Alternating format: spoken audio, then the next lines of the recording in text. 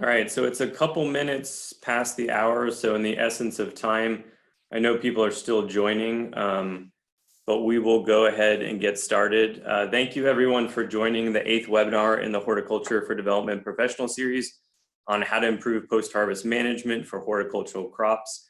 Welcome to those who have been with us for the whole series and those who might be joining for the first time.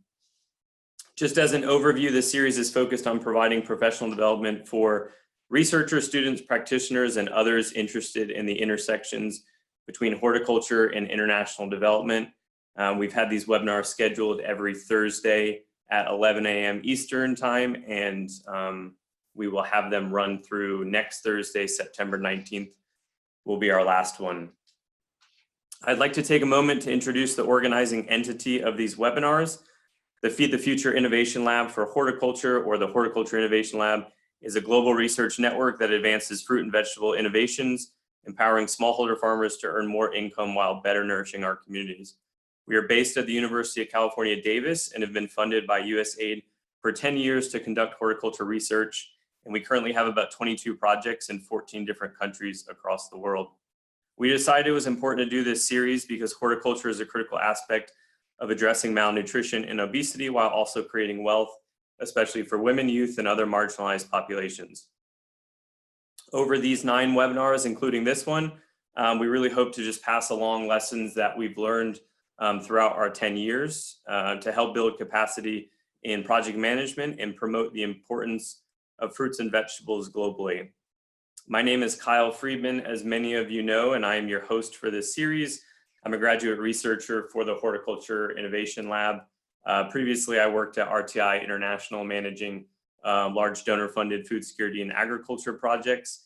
It's been a huge pleasure to be your host and just learn alongside you throughout this series, and I'm excited for today's webinar. A few housekeeping items we have before I introduce our presenters. Participants will be muted during the presentation. For any questions that you have, please submit those in the Q&A section of your Zoom control bar. We'll have plenty of time at the end for questions, so feel free to send those as you think of them, and we'll address them at the end, or we will open that up once we finish with presentations, and you can submit those questions then. There will also be a brief survey at the end of the presentation as usual. We greatly value your feedback with the sessions, the format, the topics, and so please remember to complete that once we finish. So we have a group of outstanding presenters today who are leading experts in post-harvest for horticulture. Dr. Elizabeth Mitcham is the director of the Horticulture Innovation Lab and a post-harvest specialist at UC Davis. We also have Dr. Jeffrey Brecht and Mark Ritenour, which are both professors at the University of Florida in horticulture. During today's webinar, we will hear about the importance of post-harvest for developing countries, as well as learn about an online post-harvest training for horticultural crops that we have just launched. Beth will get started with your overview and look forward to hearing about your expertise in the field of post-harvest and its importance in developing countries. Great, thank you, Kyle. It's my pleasure to speak with all of you today. So as Kyle mentioned, I'm going to just set the stage for today's webinar and talking about why good post-harvest handling is important. It's really important worldwide, but it's especially important in developing and emerging economies because the post-harvest handling tends to be fairly poor. So horticultural crops, as you've been learning during this series, have a lot to offer the world in terms of nutrition, value generation, income generation. But these crops have some characteristics that make them a little bit more challenging. So as I said, they're good sources of nutrients, but they're also very high in water content, and many of them are very easily damaged. Even though they've been harvested from the plant, when we're talking about post-harvest handling, they're still alive after harvest, and they are respiring and metabolism is continuing. And once they've been severed from the plant, the deterioration of the product begins. And it's our job as post-harvest experts to try to reduce that deterioration so that the product gets to the end consumer in a condition where it's still edible and has good nutrient content. Unfortunately, we see in many situations, not only in emerging economies, but even in the United States, we see lots of examples of poor post-harvest handling that results in losses of product and waste in some cases. So I think we've all heard the statistics, 30 to 40% of all the food produced is never consumed by humans and is lost. And this data here was actually compiled by our former colleague Adel Kader many years ago, but I think the numbers still hold fairly well today. And that is that in developed countries like the United States, we see still on average about 32% of loss of horticultural crops that have been harvested. But most of that loss in developed countries is coming at the retail, food service, and consumer level. Whereas in developing countries or emerging economies, we see, again, the average is about 32. Sometimes it's higher depending on the commodity, but on average 32%. But here the losses are occurring more commonly between the production site and the market. So similar levels of loss, but occurring in different places in the value chain. When we talk about losses after harvest, they can be either quantitative or qualitative. So it could be that the product is just completely inedible and it's not going to be utilized except perhaps for animal feed or maybe just completely lost. But there can also be qualitative losses, such as a loss of acceptability by the buyer. Maybe your buyer is particular and you have some water loss on your product, they're not going to accept it. One of the losses that is often overlooked but leads to loss in sales is the loss of weight. So when we have water loss, we're losing weight, and many times products are sold based on weight, and so you're just losing money when that happens. And then even less obvious is loss of the nutritive value of the product. So we may still be able to eat the product, but we know, for example, water loss leads to a decrease in vitamin C. And so if we're not handling products well, while they're still going to have better nutrition than many other foods you might eat, they're not going to have as much nutrition as they had at the time of harvest. And then, of course, they can in the end become completely inedible, and then they are completely lost. Doing a good job in post-harvest handling is important for lots of reasons, and one of them is sustainability, and the other one is food security. A lot of talk about being more sustainable for the environment, and if you think about the fact that all the water, energy, fertilizer, seed, labor that goes into producing a crop, if that crop is not utilized in the manner that was intended by human consumption, then we've lost the benefits of those inputs, and especially if it's completely lost and not used for any purpose. Also, in terms of food security, when we're trying to get nutritious foods to people, the more that can get to market in an edible condition, the more that's available for consumption, but also hopefully that could eventually lead to lower prices if there's more availability in the marketplace. And then, of course, we want to get those returns back to the farmers in terms of getting value for the crop that they're producing so that they have that income to feed their families, but also continue as a successful producer. We know that the Sustainable Development Goals include goal number 12, which is responsible consumption and production. And within that is a goal of reducing post-harvest losses. And we have a lot of work to do to meet that goal. I believe that some of the main causes of post-harvest losses for horticultural crops relate to high temperatures after harvest. So exposure to the sun, lack of cooling facilities, lack of cold transport and storage. And this is very much related to high levels of water loss, because water loss is higher at high temperatures and also when you have low relative humidity. So it can be related to poor packaging as well. And then physical damage, definitely related to poor packaging, but just also related to the manner in which things are handled and the inadequate transportation that's often available, or not, the transportation that's not available. Decay by fungal or bacterial pathogens is a big issue, can be an issue carried over from the field, but high temperatures and poor sanitation and physical damage all increase decay in our products. And then finally, inadequate drying and dry storage.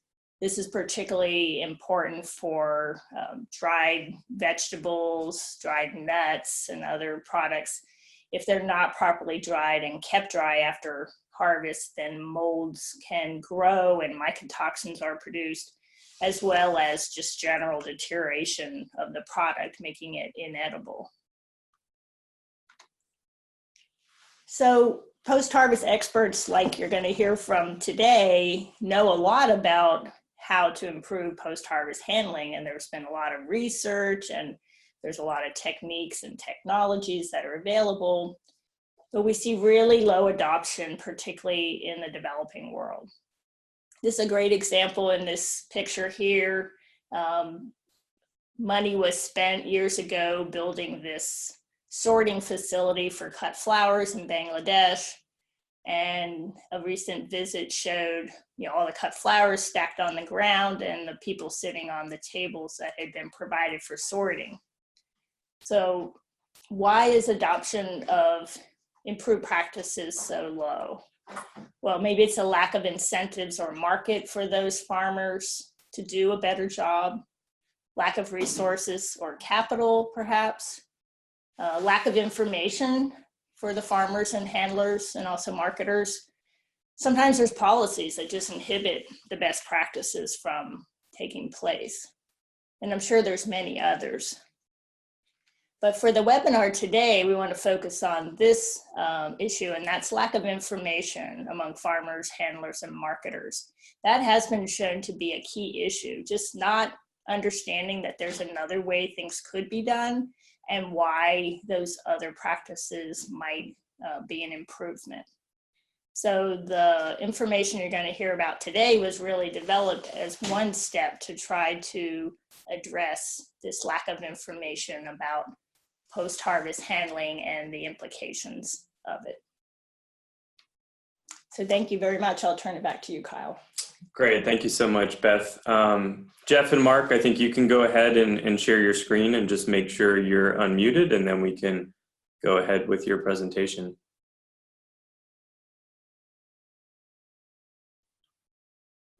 Jeff, are you sharing your screen or am I putting it up on mine?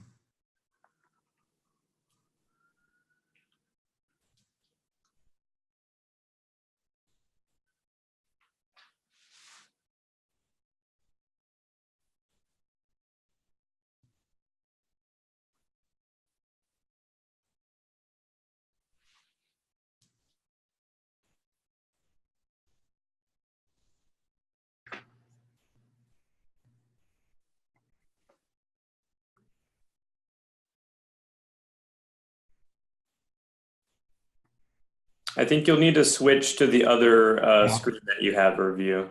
Yeah, thanks, Kyle. I just figured that out. You see the presentation now? Yep, we're good to go. Okay, great. Hi, I'm Jeff Brecht from the University of Florida, here with my colleague Mark Ritenour, also from the UF. And we're going to talk about a project that we were involved in, funded by Hort Innovation Lab. And this is our title for today, but the actual title of the project was this: post-harvest training materials for smallholder producers of horticultural crops that support transitions to commercialization. And that last bit is actually key because that is a core purpose of what was originally called Hort4Dev and later Hort Innovation Lab, is that the purpose was to help producers move up in the economic scale. And so what we did in the training materials that we put together, which are narrated PowerPoints, was to create different versions of each topic that were targeting different levels of producers wanting to move up one step, so to speak, to the next level of economic opportunities. So what the project was about was developing and producing a set of narrated PowerPoint presentations with embedded short videos and time-lapse photography, something that we tried to do. We didn't get as many of those as we would have liked. So to a certain extent, these are still a work in progress. We'd like to improve them further. Actually, it says 12 key post-harvest topics. I'm sorry, that should say 11. There's 11 at the present time. The idea behind the time-lapse and the videos was, the idea we had was, you can tell someone that this is something that they should be doing, or this is the best practice. But if they can immediately get reinforcement by seeing consequences of doing things the right way and the wrong way, that would be much more impactful. For example, if you tell someone that small fruits like berries are very fragile and therefore they must be harvested and handled very carefully to avoid wounding, because the wounding will then have consequences that lead to shorter shelf life. If that was followed by being able to look at a time lapse showing bruised versus unbruised berries and how they change over time, then that would really send home the message much more strongly. So what we did was we developed the set of topics, and we went out and recruited what we called subject matter experts. Actually, Mark and I and our colleague Luis Cisneros, the third PI of the project, developed some of the topics ourselves, but we went outside and got recruited other people as well who were experts in different areas to do the same. So as I mentioned, we made 3 versions of the presentations for each topic, and these are the 3 audiences that we identified. So the first would be smallholder subsistence farmers who are already producing fruits and vegetables, but they're interested in beginning to sell some portion of their crops in order to bring in some income for themselves and their families. And then the second group would be farmers who are already selling part of their crops, for example, roadside or at a crossroads type of local market where they're growing their produce, but they want to increase the scale and the distance of their sales. For example, selling their product at a large city market. I should mention that we were asked to develop these training materials targeting Honduras and Guatemala, countries that Hort Innovation Lab has a big presence in and a lot of activity. So we went to those countries to collect a lot of the visuals that went into the topics, and one of the places we visited was actually a farm operation that was actually producing to sell at the very large produce market in Tegucigalpa, the capital city of Honduras. And so, they became like the model for that aspect. The third group would be farmers who are already or considering selling their product for export. And we met some of those people as well, including members of a co-op who had been organized by a importer in Florida to produce produce to send to Miami. And an interesting thing we learned from that group of people is that they were being instructed how to do different things in order to produce crops that would be acceptable in the US market. But surprisingly, they weren't having it explained to them why they should do those things. So that sort of, that stuck in our minds that was something we needed to do at all three levels, was not only tell people what the best practices are, but try and explain why those practices were the way to go. Now, in addition, this third group, we were asked to make it, if possible, useful in an educational context for university students to use to teach them about post-harvest concepts. So the objectives, we had three objectives. One was to identify and recruit the subject matter experts to produce the training materials and oversee the process of producing the material so that it appropriately addressed the different audiences and uniformly high quality. And then we worked with the subject matter experts. They put together outlines of their topics, which we gave feedback on, along with the Hort Innovation Lab personnel. And we helped them to find audiovisual materials to use in their presentations. So we had a back and forth type of interaction with them as they developed first their PowerPoint presentations and then recorded the narrations that went along with those. And I should mention also that the presentations are all intended to be in both English and Spanish. There's a few of them that still need the Spanish audio narrations done. They've all been translated, the text part of the PowerPoints, but some of them need to be narrated still, and that's in process at the moment.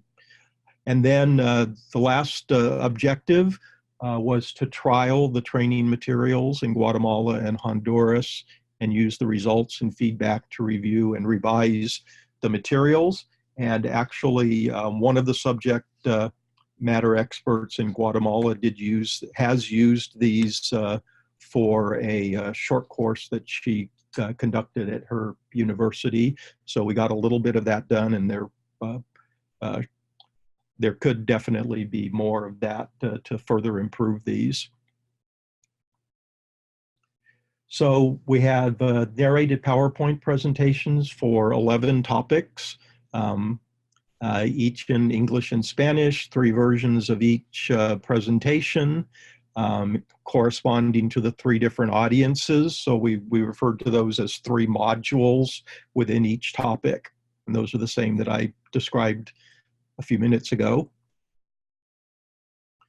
So I'll just run through the topics. And then what I'll do after this is I'm going to turn it over to Mark, and he's going to show you some examples from a couple of the presentations about the different levels and how they change, the presentation changes from level 1 to level 2 to level 3, and also the way things are presented.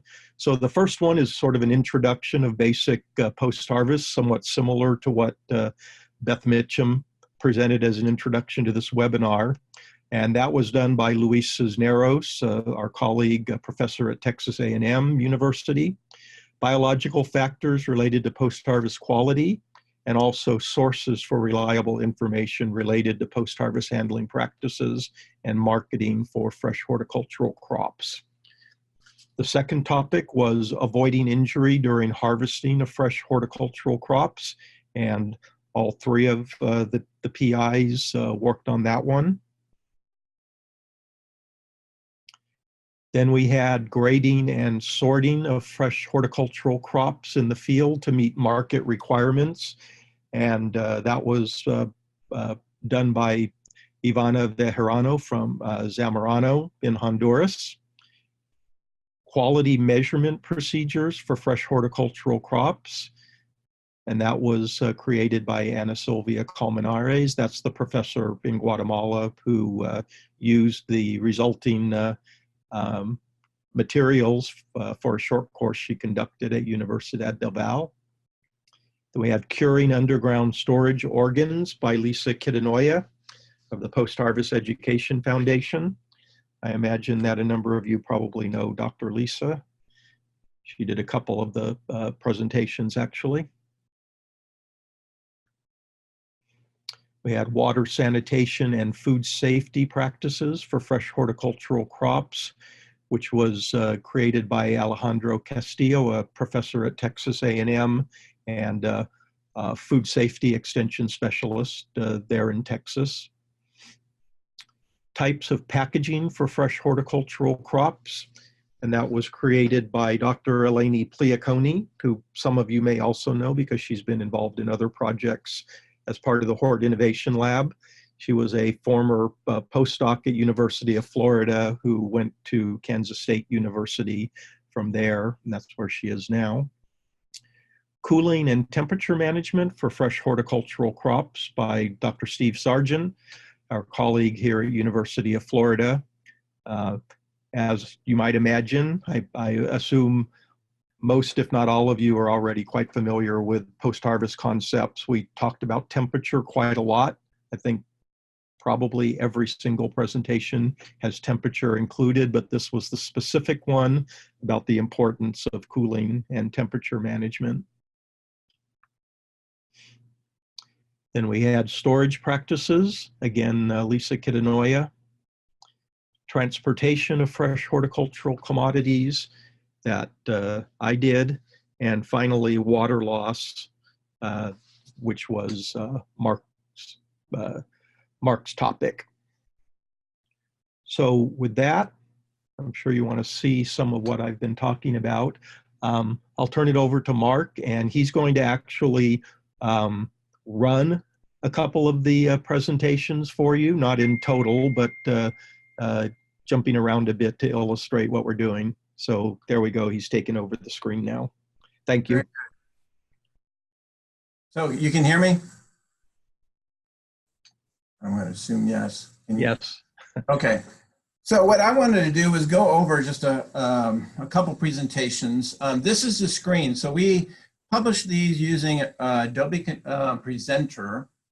And what it does is it works with PowerPoint and it produces HTML files. And then that you load it up in a web browser, and then you can either have it locally on your hard drive or you can access it through the internet. In some cases, we want facilitators actually can go around to different places and present the material, but also help facilitate discussion and application of the concepts with the local people. So this is what comes up. You'll have on the right side, you've got an outline with just the numbers, the different slides that are involved. This is module 1 of topic 1, and it's only 7.5 minutes. So I was going to play this, and then I'm going to show how we built on the different modules information. But let me go over how to navigate. You can do thumbnails. So you can see the slides here on the right, or you can look at notes. And so you can see some of the text of what's in there. You want to just read it. And then, of course, you have a search as well. At the bottom, you've got the play button, and you've got fast forward to the next slide or go back, and you can click anywhere on this line to skip to wherever you want in the slide in the narration so that you can move around quite well. So we had originally published this when we did it, and the program published it in Flash. And so, but since then, many of these websites do not use Flash. So we've had to go back through, republish them using HTML5. And so the reason why some of the videos aren't in there is because the conversion program is having some difficulties getting these videos converted into HTML format that can be played. So we're going to have to work through some of those technical issues as technology advances. So I'm going to play this, and then we'll talk about specifics. Good morning. My name is Luis Cisneros Ceballos, Associate Professor at Texas A&M University, and today I will be covering Topic 1, Module 1, related to post-harvest basics. We will talk about the principles associated to the appropriate handling of fruits and vegetables that would allow us to provide consumers with high-quality products and safer consumption. We will discuss about the physical, physiological, and biological factors that are associated to the deterioration and losses of fruits and vegetables. We will learn how different environmental conditions, such as temperature, relative humidity, light exposure, rough handling, among others, will have a major impact on product shelf life and quality retention. The first thing we need to understand is the importance of post-harvest handling. Basically, post-harvest handling means taking care of the fruit or vegetable when you harvest until you consume it or you sell it. It includes steps like harvesting, transporting, washing, packing, storing, and displaying. In general, fresh fruits and vegetables are very perishable. Without proper post-harvest handling, produce can deteriorate quickly and be lost, and losses can take place from field to market. For example, it is estimated that losses may range from 15 to 45%, depending on the type of commodity and the way the product was handled. So how can we avoid losses? We can try using simple approaches that can allow us to reduce deterioration. For example, putting the harvested fruit under shade to reduce produce temperature, picking the fruit, avoiding damage, and using clean water during irrigation and washing are practices that will help retain quality, nutrition, and provide a longer shelf life of the product. Another important concept that can help reduce deterioration and losses is to understand that types of plant parts may have different post-harvest behaviors. So leaves, flowers, fruits, stems, seeds, and roots will have different shelf lives. So grouping fruits and vegetables by type of plant parts could be a good strategy to handle commodities, since within a group, commodities will have similar post-harvest requirements and recommendations. Fruits and vegetables have a limited shelf life and are perishable because they are alive. They are alive and respire. Respiration means that the product uses oxygen and gives off carbon dioxide, like we do. The fruit and vegetable use the energy to respond to their environment and go through changes related to ripening. This produces changes in color, texture, and flavor. When produce are harvested, they can go through a ripening process and/or senescence. For example, some fruits and vegetables undergo ripening. That means that when they are harvested mature green, they can go through a short time period of changes in color, texture, and flavor, like in the case of bananas, mango fruit, apples, pears, and tomatoes. On the other hand, some other produce simply go through a process of senescence or aging, characterized by small changes in an extended period of time. Examples of produce would be radish, asparagus, oranges, carrots, onions, among others. One important concept we need to know is to understand the role of ethylene in ripening. Some fruits and vegetables are able to ripen off the plant, and ethylene helps to make this happen, like bananas, mango, apples, and tomatoes. Other fruits and vegetables simply cannot, like orange, blackberries, potatoes, and carrots. The quality of fresh produce is associated to the chemical composition of the commodity. So fruits and vegetables that are full of color, flavor, and nutrition depend on the presence of carbohydrates, proteins, vitamins, pigments, volatile sugars, and acids.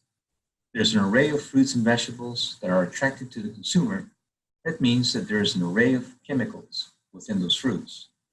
One of the objectives in providing a product of good quality to the consumer is to ensure that our handling operations will maintain or enhance the chemicals present in the fruit, which unavoidably will change during storage. An example of compositional changes will take place during the maturation and ripening process. For example, a ripe fruit has an attractive visual appearance, sweetness, and aroma that will develop during maturation and ripening. In the left figure, we have mango fruits that have starch when mature green. And during the ripening process, these will be converted into sugars. Additional changes will include aroma volatile productions from lipid compounds and the formation of color due to carotenoid synthesis. Similar examples of changes take place in banana fruits as well. One important factor that will affect deterioration and losses is the transpiration and water loss of fruits and vegetables. Fresh produce experience water loss easily, and this is due to the fact that the water content of produce can be as high as 90% or more. This will affect quality, including appearance, texture, and nutritional value. One strategy to avoid this is to increase relative humidity of the air and or reduce the temperature. Some produce lose water more easily than others, like in leafy greens, due to the larger surface area of the commodity. Deterioration can be divided in physical, physiological, and biological disorders. For example, in the upper panel of figures, we see some physical disorders like in mechanical damage due to wounding in mango fruit. Another example would be insect attacks on the fruit surface or cuticle, which leaves open entrance to microorganisms for their growth in the wounded tissue. In the middle panel of figures, we see some physiological disorders, like in cucumbers, that have been exposed to low temperatures, which causes chilling injury to the fruit. On the other hand, fruits attached to the tree and exposed to high temperatures and sunlight may become damaged. Another example could be the lack of nutrients in the soil when the fruit is still attached to the plant. This may cause physiological disorders in the flesh of the fruit as well as in the skin. Finally, in the lower panel of figures, we see some biological disorders, which is associated to the growth of bacteria and fungus that will invade the fruit through the openings of some structures like the stem end, blossom end, and other natural openings of the fruit or induced by wounding. We have seen in this topic 1 and module 1 the basic principles which allow us to understand the optimum handling operations of fruits and vegetables needed to provide produce of high quality and safe for the consumer. We invite you to review the following topics and modules of this short course to learn more in depth these principles and the technologies available for extending the shelf life of produce. Additional information on post-harvest handling practices can be also obtained from extension services from government agencies, non-governmental organizations like NGOs, and extension service from universities. This will be useful for growers and people involved in the distribution and commercialization of fresh produce. Okay, so that was the opening one. That was a short one so that we didn't take too much time, but it demonstrated the basics of what we can get across to some of these like subsistence farmers and some basic concepts that can help them deliver some product in better shape to market or to the local community. So if we went to look at, we got the 3 modules. So if we went and looked at topic 2, there what we find is we'll see that there have been some of those same slides, but then some of them will also be enhanced or new slides will be included, like this slide. This slide is number 4. So in this one, he started to talk about some of the different types of compositional, morphological, and physiological changes. Then in 5, he goes into specifics on external factors and losses, more external factors and losses. And then this is one we saw before. Then he goes into some more details here as well. So we have a bunch of different slides that are added to, and at the end, he's added some more hyperlinks that are available to people to go for some more information as well. If you go to module 3, you can see he's taken his ethylene and he's expanded even further looking at, and if you listen to the narration, he's talking about the effects of adding ethylene and synchronizing ripening. He's also got in 13, 15, he's got more details here. He goes into more details with water loss there, and also with 21 as well. More post-harvest physiological disorders.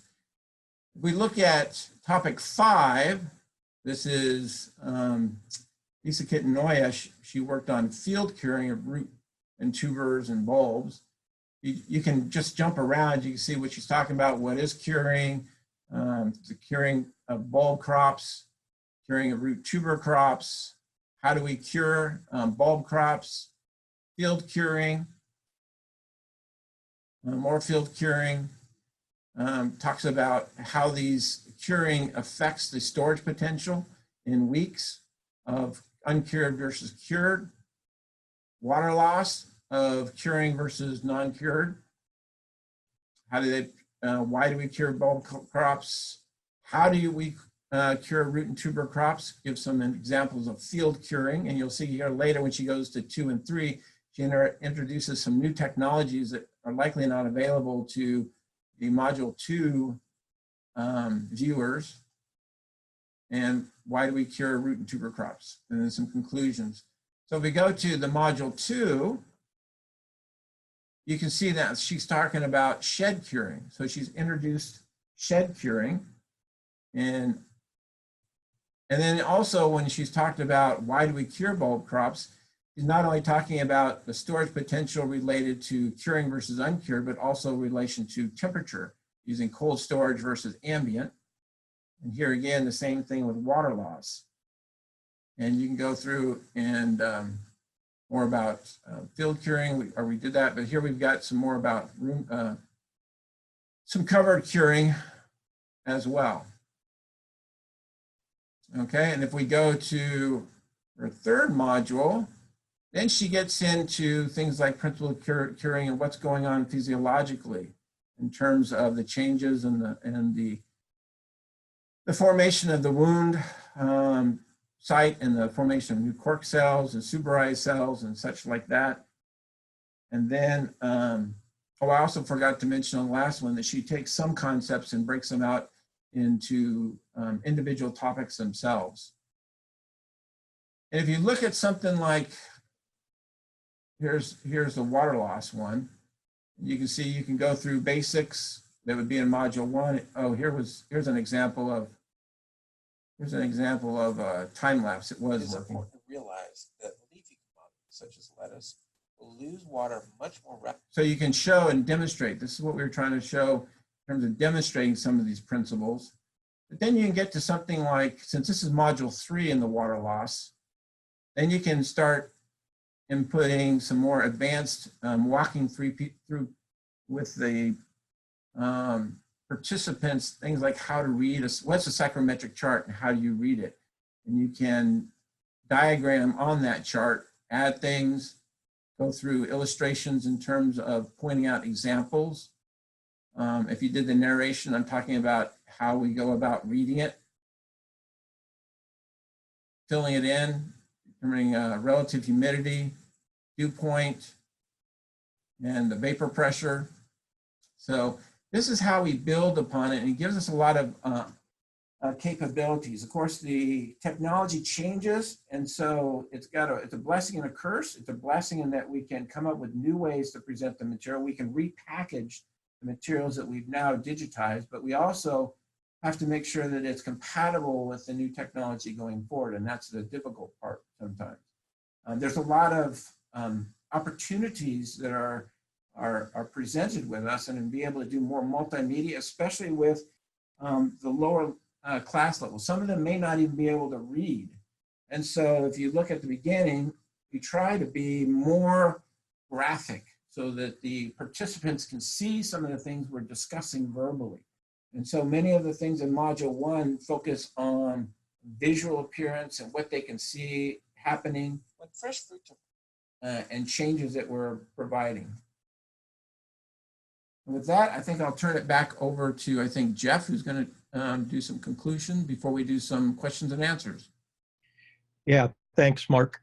One thing that I meant to mention and forgot was that another part of our thinking as we were developing these presentations was that they could be potentially used in different ways.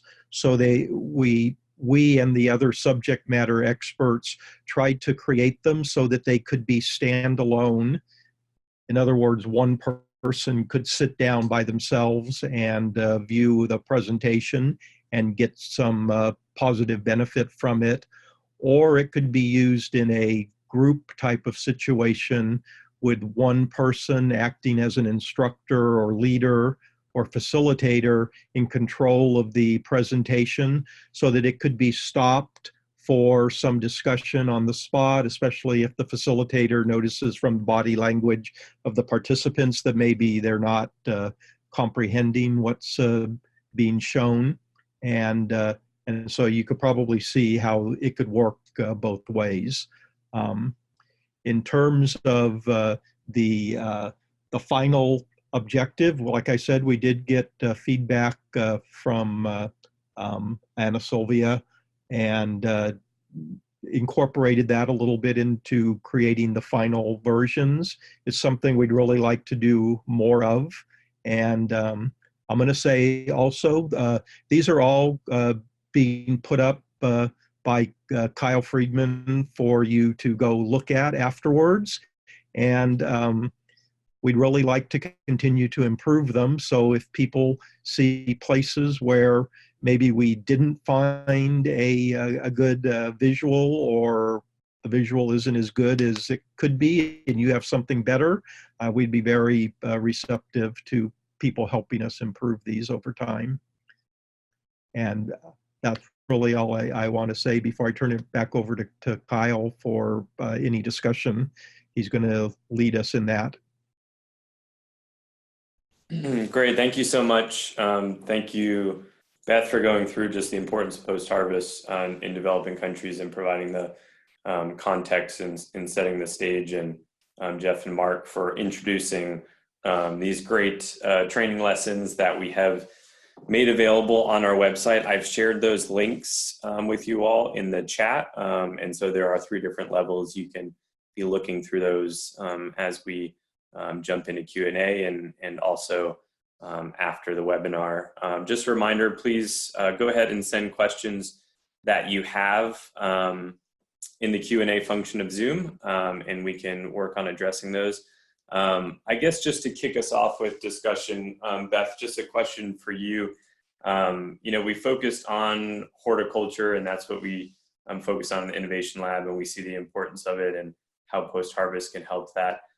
Just a contextual question is sort of how do you see ways to make this systemic sort of shift from the historical focus on like cereals and grains over to horticulture that we know provides increased livelihoods and also just higher quality nutrition, kind of moving away from this theory of the quantity of food we could provide versus the quality that we could provide?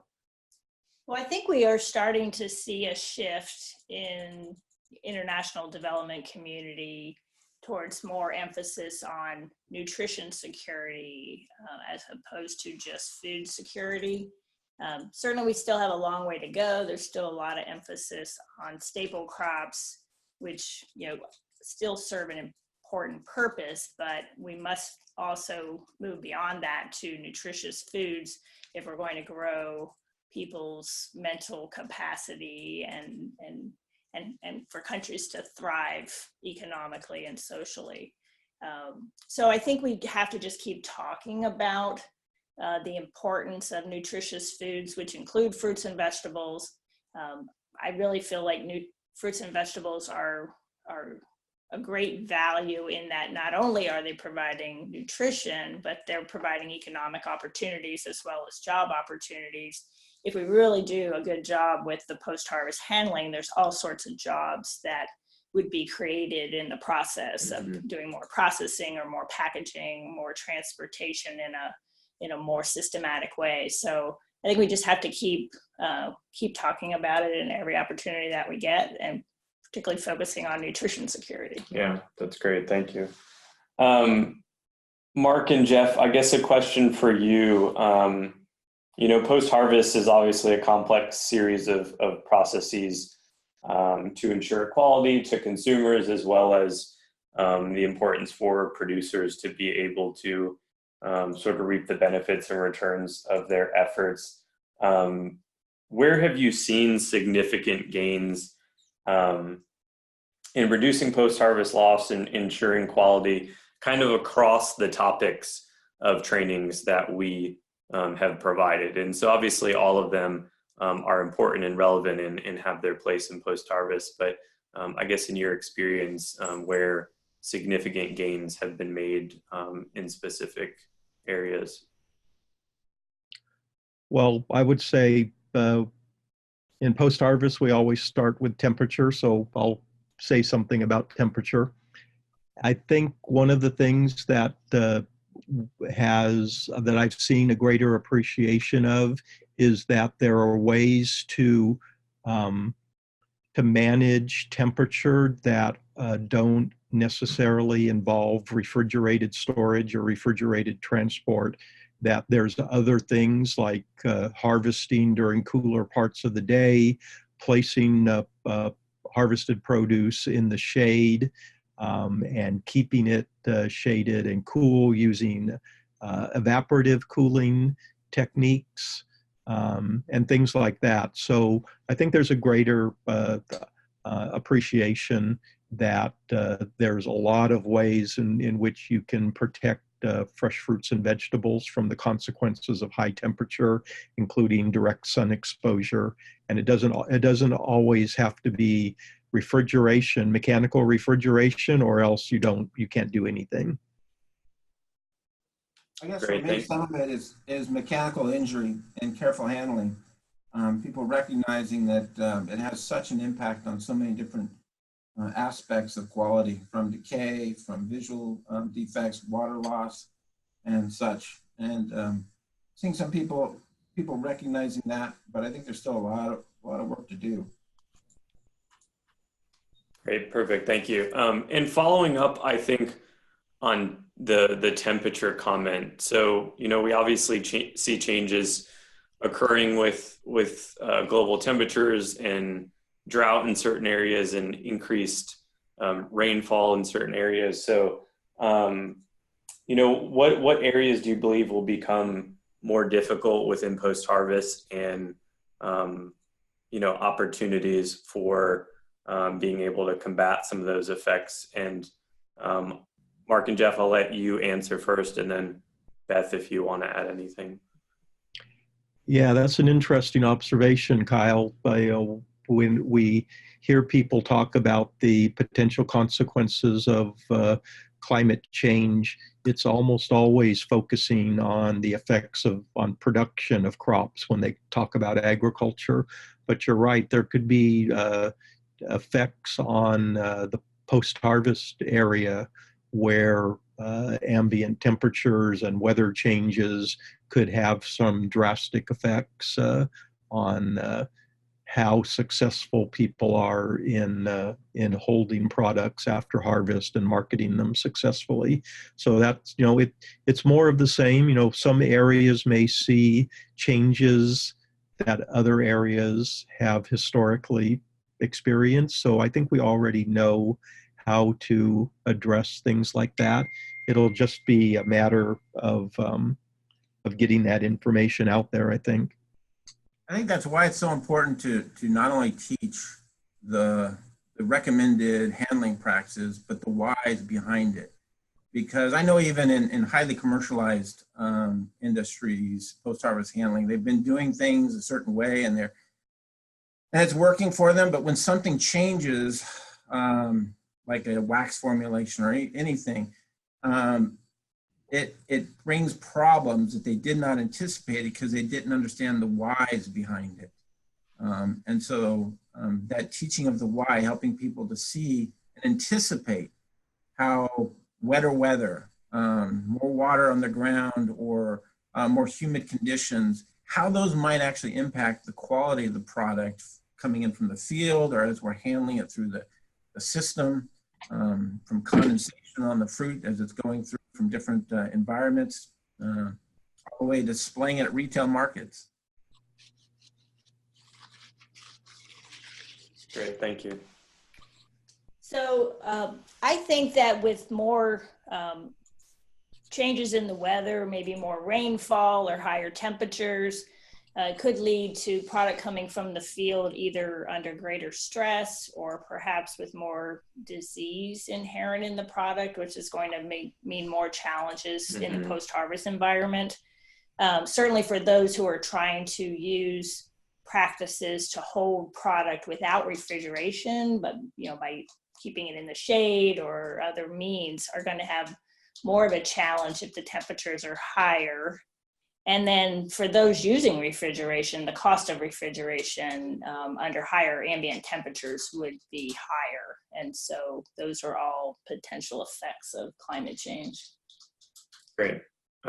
Thank you. And another question we have, which I think is an interesting one. So obviously, post-harvest practices have developed over time with new technologies and advancements. And so one question we have from participants is focused more around kind of indigenous or traditional practices of post-harvest. And I guess the question is more, do you see any of those practices that are still used today or can be adapted for today's use in post-harvest and for smallholder farmers? I think a lot of the principles of even more advanced post-harvest technology and processes now are obviously based on those, but if the three of you have any observations on kind of traditional practices that are still very relevant today.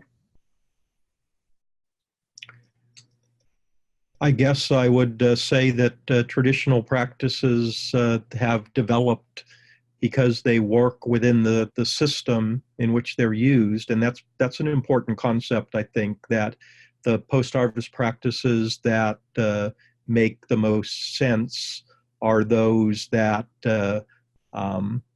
keep the produce in acceptable condition for it to be used in the way that it's intended to be used. And in some cases, doing more than that may have marginal effects on further improving the quality, but maybe economically are not always necessary. So that's, I think, a general idea that you have to fit the practices to the situation that you're dealing with. So I can't think of a specific practice to use as an example. Maybe the questioner had something specific in mind that would help me out, or maybe Mark has a better answer.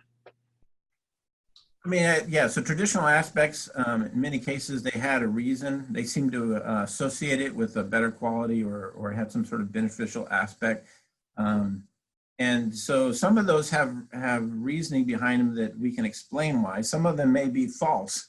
So they're doing something because it was associated, but in reality, it's causing more harm than good.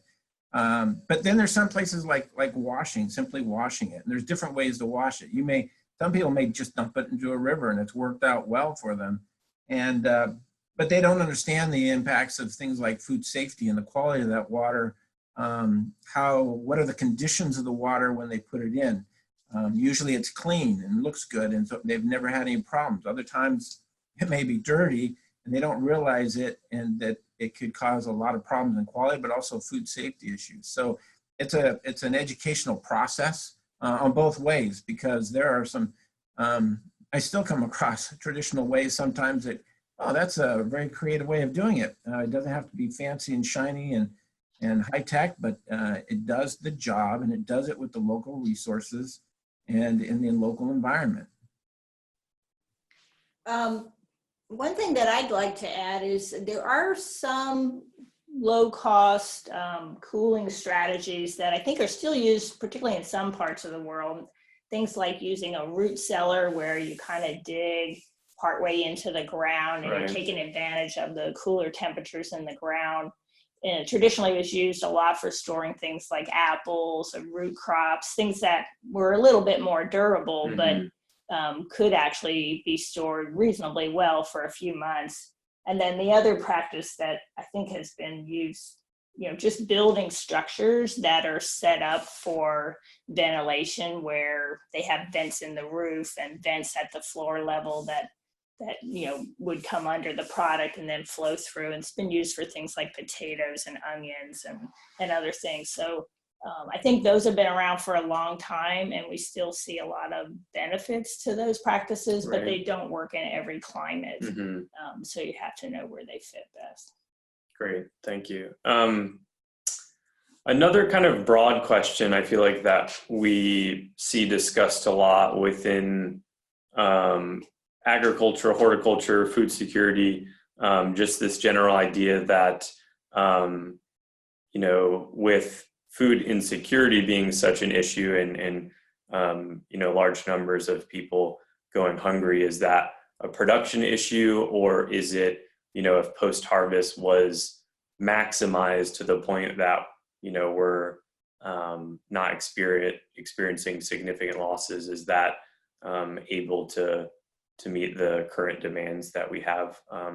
Again, that's a pretty high level question, but I'll kick that over to Mark and Jeff first, and then maybe Beth, you can end.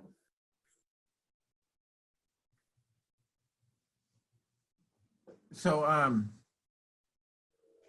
guess it's kind of a difficult question to answer because we don't have the specifics, but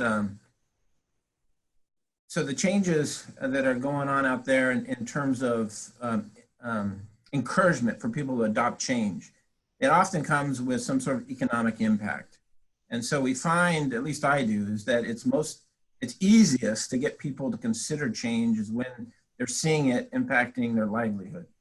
And unfortunately, there's a lot of different areas we can make significant improvements that people just don't see it because it's not hitting them economically or in their livelihoods.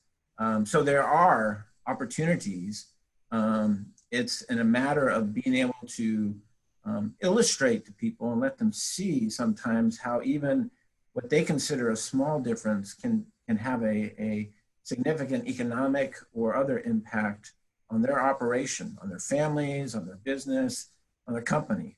So to me, that's the most difficult part is for people to see the need, feel the need, and then be receptive to changes. In some cases, we don't have the answers and we need to do some research. That's even going to cost more to actually solve those problems.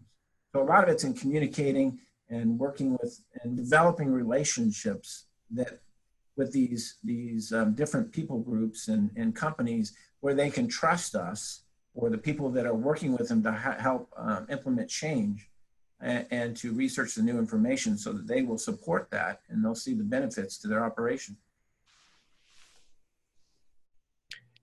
Yeah, I don't have anything to add to that excellent answer that Mark just gave.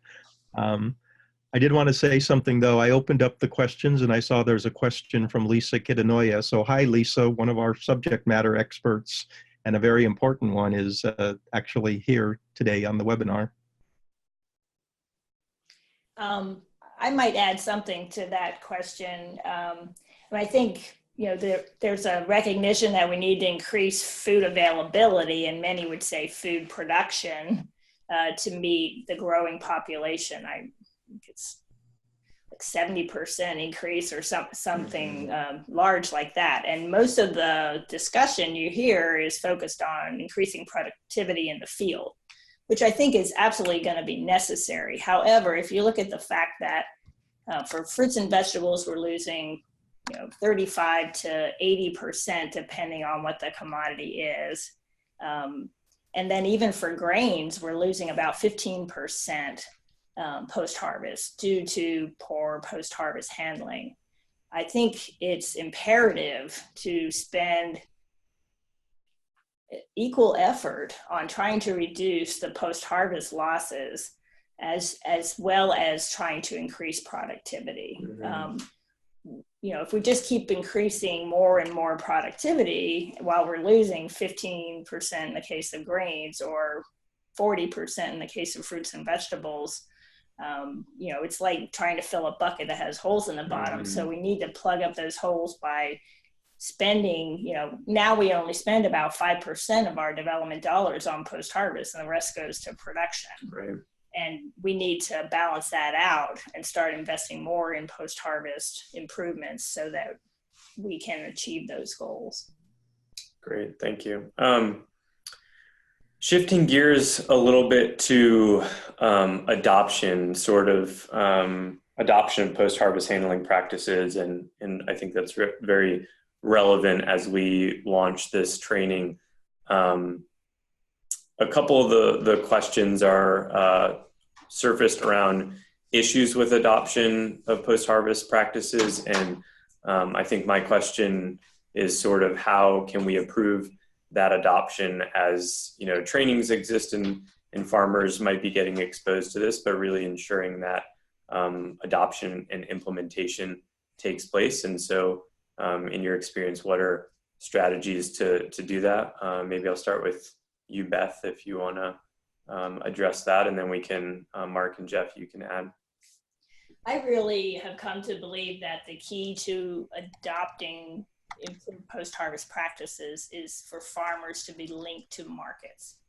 Farmers are smart people, and they're not going to spend their time or resources or energy doing something that they're not going to see a return for. So they need to be connected to a market and have an appreciation or an expectation that that market is going to reward them for making the changes that are being suggested. I think that that's just critical. And of course that there's a lot of things that have to happen to do all of that. It's not simple, but I think it's an essential element. Mm-hmm. Yeah, I see that a lot too. I see it where something been mandated by the buyer. Sometimes it's not very well founded either. But anyways, it really forces those that are packing it and producing it to adhere to certain specifications that are needed. So if we can work and engage with the more the end users and buyers in terms of what would be best, we can get some of that pushed down. But also to get adoption, there are often a lot of local issues to deal with in implementing any new recommendation. Because the theory and the idea is good, but how are they going to do it in practice in their local area? And sometimes that's just a matter of brainstorming and working together. So if we can come up with ways to get these people together, that's why I like not just people viewing this online, but having some sort of facilitator who knows something about it that can not only present the material to them, but also provide a forum where they can discuss it among themselves. They can try different things the best and then get back with each other and see what works the best. A lot of times it takes networking with some leaders in those areas, ones that have an open mind and try new things and others respect. So it's a difficult thing though. You need boots on the ground, you need people out there, and that is also something that requires usually funding or other forms of support. I also don't think that you can say enough about the impact of demonstration. When people can see what the effect of a new practice is, they're much more likely to adopt it, I think. I was made aware recently that there's actually a theory related to adoption of innovation that's called positive deviance. And the idea is that within any group of practitioners, including in this case, we'd be talking about farmers, there's always certain people who are looked upon as leaders because they tend to be the first people to try new practices, and other people look to them to see whether it works or not. And the idea in this context is if you can identify those people, the positive deviants, and work with them to demonstrate to everybody else how, in this case, a post-harvest practice would have a benefit. That's really, I think, a very good way to get people to adopt new things. Because it really struck home with us, like I said earlier, when we were talking to that group of co-op members, there was a little undercurrent of resentment among them that they were being told they had to do certain things without it being explained to them why those things were important or what the benefit would be. And I think that you really have to avoid that, because people are not going to adopt something just because a so-called expert tells them that this is what they have to do or this is what they should do. Thank you. A specific question regarding the training material, there's a question just in terms of step down trainings and farmer engagement resources needing to be culturally relevant, which I think is really important. And obviously language barriers and literacy level comes into play with trainings. And so in the sense of this training, are there materials or charts or things like that included and offered that can help support those that might have a bit more of a difficult time in terms of accessing the training? But Mark and Jeff, if you can sort of address that and just the way the trainings are set up, I think to be pretty visually focused, that would be great.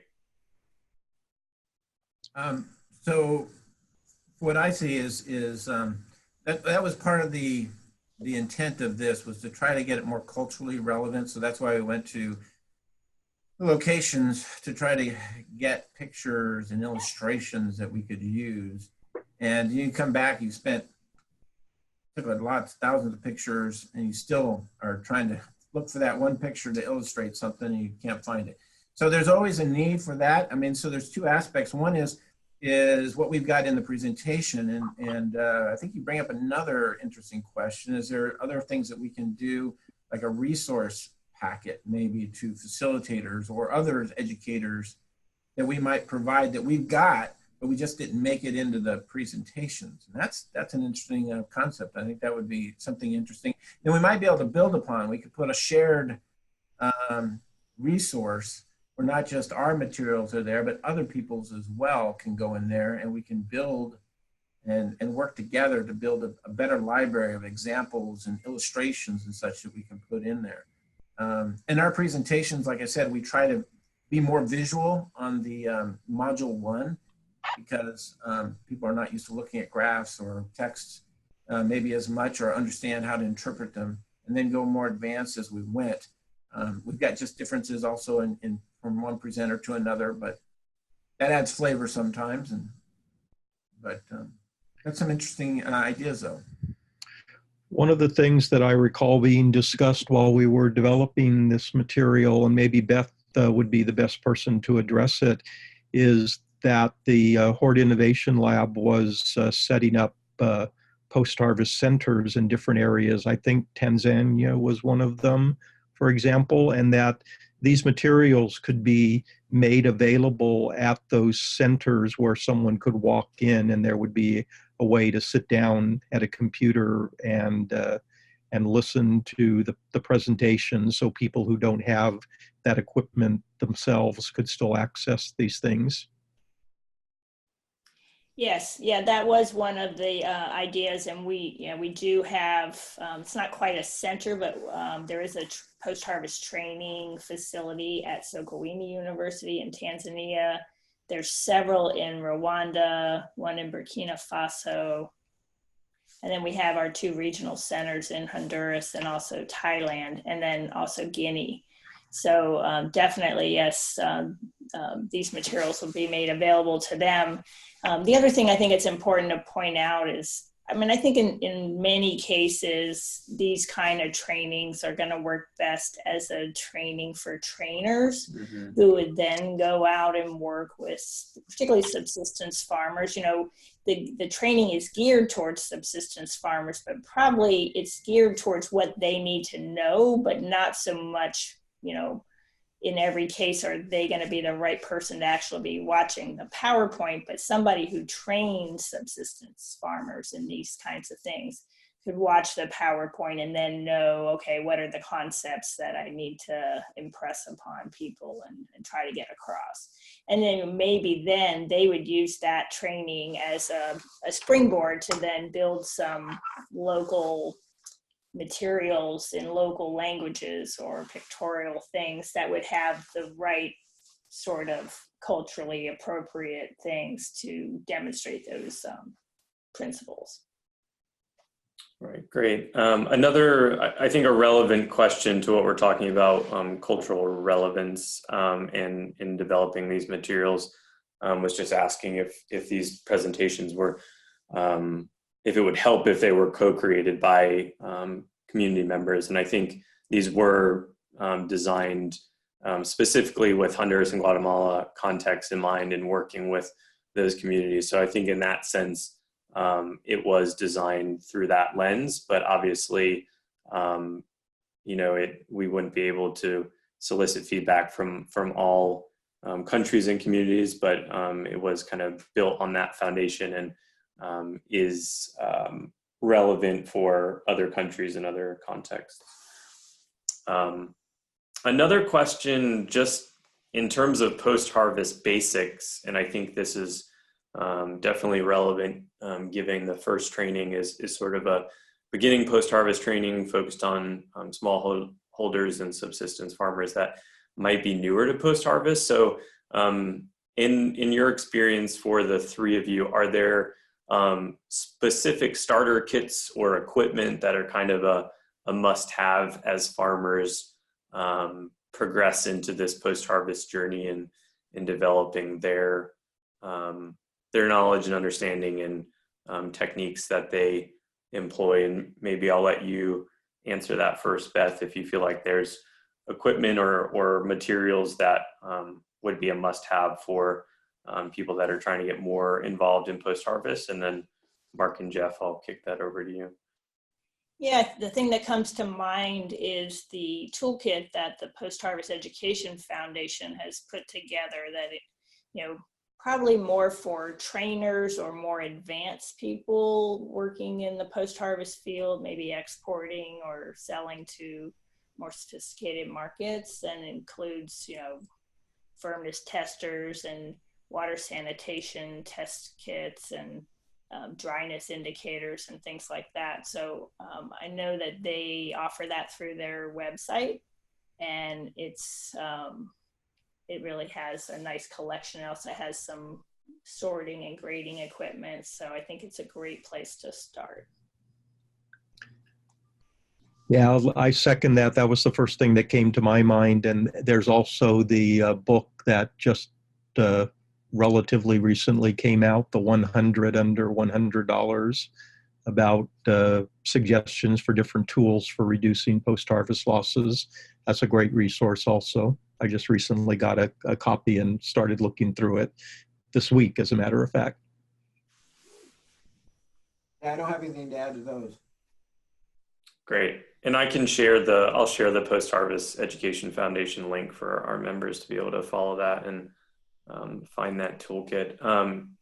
Another question is, has there been successful experiences in leveraging radio stations or other communication outlets locally within developing countries that can sort of help spread more extension information about post-harvest and sort of act as a resource to support farmers who are trying to get more information and support in post-harvest? Mark and Jeff, maybe either of you can address that first. I don't have any contact with that, but that's a great idea. I know our own extension agents here, they'll often work with a local radio station and have like just a minute or so once a week. And even something like that could be, I think, very helpful in getting information out and pointing them and showing where they can go and just discuss the issues of the area. Yeah, I have to say that's a great idea that I hadn't thought of before myself, but especially if that also provides information where people can go for one-on-one help and consultation, that would be great. Yeah, we have seen that in a lot of the countries where the Horticulture Innovation Lab works, that radio is a really powerful and important communication tool for smallholder farmers. It's one of the main ways that they get information, or it's one, you know, surveys have shown it's one of the key ways that they get agricultural information, and they tend to trust it fairly well. And several of our projects have utilized radio for communication on a wide variety of topics for education. Great, thank you. I think that concludes our questions. So the last question that we got that I just want to make sure everyone is aware of is the links to the 3 levels of post-harvest training that we have showed you and are launching. I have included in the chat so you can access those. They will also be linked to our Horticulture for Development Professional Series webpage that you all have been accessing to find recorded webinars as well as the upcoming sessions. So please check back there to be able to access that. And we'd really just encourage you all to take a look at those trainings and interact with them and share with your networks. And certainly if you have questions on how to use those or on any of the topics, feel free to contact us at horticulture@ucdavis.edu, and I can put that in our chat for you. Thank you, Beth, Jeff, and Mark, for your wonderful presentations, for just giving us a nice picture of the importance of post-harvest for horticulture, as well as this new training curriculum that we're really excited about launching, and hope all of you access and utilize. Just a reminder that we'll have our brief survey at the end of this webinar, so please take a moment to complete that as we use that feedback to inform our future webinars and events. As this is the 8th webinar that we're concluding, we have one left in our 9-part series, which will be next Thursday, September 19th at 11 a.m. Eastern Time. That webinar is on how to integrate gender equity strategies in horticulture value chains. So that's a really important topic that I'm looking forward to walking through with you all and our presenters. So I hope you all continue to join our series and finish it out with us next week. We do have the online training, online webinars and resources posted for the past webinars. So please continue to access our website for those recordings and downloading the resources, and we will work on getting additional ones up for you soon. Again, thank you all for joining. Thank you to our speakers, and I look forward to speaking with you all next week. Take care.